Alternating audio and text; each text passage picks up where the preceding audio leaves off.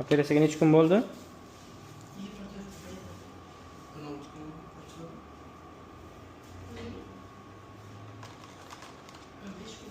15 kun. 15 kun oldin bemorimizni endoskopiyski eng zamonaviy usullarda turbinoplastik operatsiyasini bajarganmiz.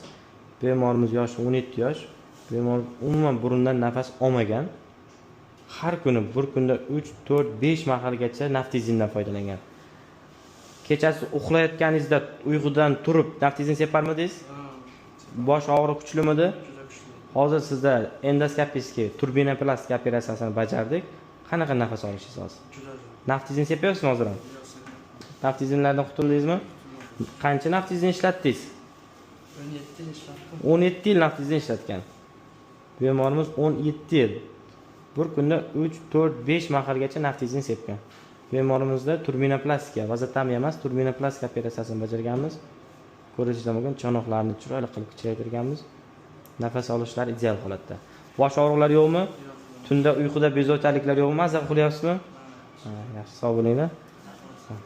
Mana ko'rishingiz mumkin, mana cho'noqlar chiroyli qilib kichraygan, burun yo'li shunday ochilgan.